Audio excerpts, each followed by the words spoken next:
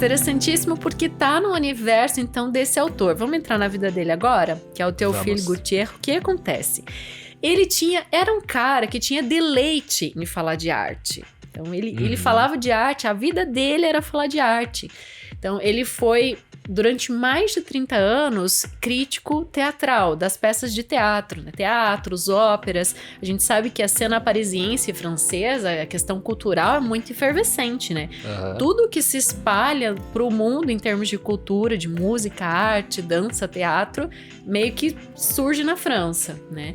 Então, claro, né, não vou exagerar, mas ali foi... Era uma época rica ali, né? Naquele momento. Então, dedicando essa vida ao jornalismo, então ele conhecia tudo, né? De arte, dos bastidores, dos artistas. E era um crítico assim, ó. Ele usava a pena dele pra fazer novos textos literários sobre que legal. as peças. Por isso que ele ficou tão respeitado. É arte sobre a arte, né? Isso, o que acontecia? Quando ele escrevia uma crítica, ele amplificava a produção artística número 1, ou seja, ele falava de uma forma assim tão rica a construção textual dele, a prosa poética dele sobre a peça de teatro, por exemplo, que ampliava, nossa, isso vira uma obra muito maior, porque o texto dele era grandioso. Então, no legado do Théophile Gautier, a gente tem... Primeiro, a gente não encontra assim fácil. Se você jogar no Google, você vai encontrar pouquíssima coisa sobre ele. Você encontra assim coisas mais especializadas, tipo de professores doutores que estudaram mais recentemente. Mas não é um autor assim que você encontra muita coisa, sabe? Fácil, na internet, por exemplo. Mas o que se encontra é tudo de altíssima qualidade. Ele meio que escreveu essa época de cultura, efervescência francesa em questão de arte, de literatura. Então, ele tinha essa originalidade de estilo, assim, muito forte. E isso realmente ficou. Hoje a gente chamaria ele de jornalista cultural. Mas é muito mais bonito que era na época. Sim, hoje a gente escrevia simplifica. Histórias, né, mesmo sobre... Sim. Então, essa escrita lírica, né? E às vezes até mordaz. Por quê? Vaudeville era um estilo de peça, né, de teatro, que começou a ficar muito popular. Então, só que uma copiava a outra. Só que é um copiar que a gente chama assim, não é nem de paródia, chama de pastiche. Pastiche é uma vertente, né, que caminha lado a lado com a paródia. Enquanto a paródia faz uma homenagem à obra original, digamos assim, né? Ou satiriza a obra original. No pastiche, a gente tem algumas transformações. Então, tenta deixar original, mas tá na cara que é uma cópia. Então, ainda mais pra quem conhece assim. Então, ele fazia umas críticas muito...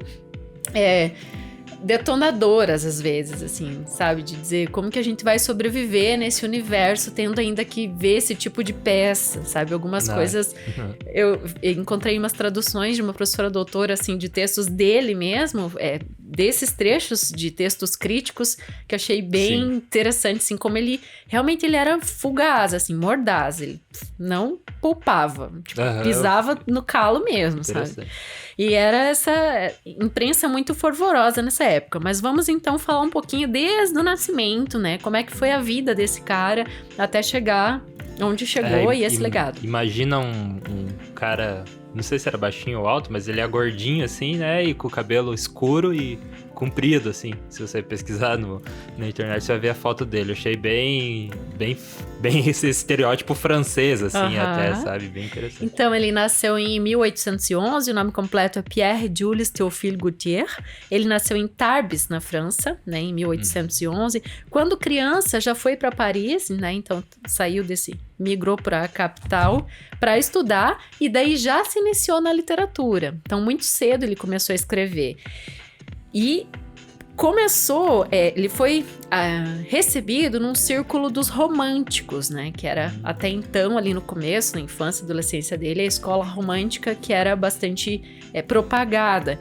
Só que daí, de tão crítico e já escrevia, de repente ele fez como que se fala? Ele meio que ridicularizou a escola com o texto que ele escreveu, assim. E ele migrou ele foi o precursor do parnasianismo, que a gente já falou tanto aqui. Então, a origem do parnasianismo, que a gente aqui no Brasil já discutiu, né? Alguns textos do Olavo Bilac, por exemplo, e outros, né? A gente tem, na própria Francisca Júlia, né? Que foi um exemplo bem clássico do parnasianismo que a gente trouxe. Tá aqui no Théophile Gautier. Então, ele foi o precursor. Mas sabe de quem que ele era próximo? De quem? O Victor Hugo. Ah, sim.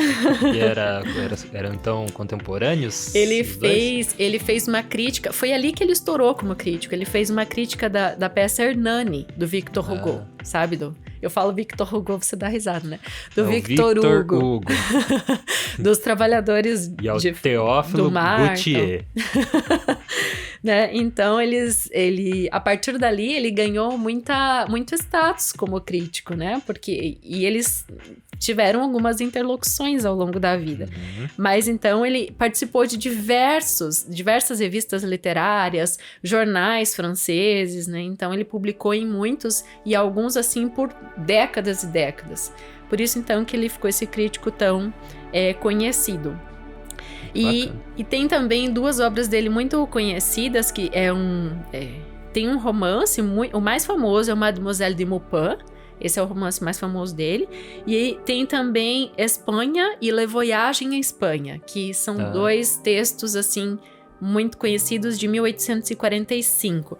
Ao mesmo tempo, foi um cara que soube equilibrar de um lado aqui do prato, né, esse discurso sério e factual que a imprensa pede, e de outro essa linguagem fantástica, polifônica, metalinguística, né? Metalinguística mesmo, porque ele criava arte literatura sobre arte, né? Exatamente. Então eu vejo assim que é muito enriquecedor para quem estuda literatura conhecer um pouco mais sobre a obra de Théophile Gautier.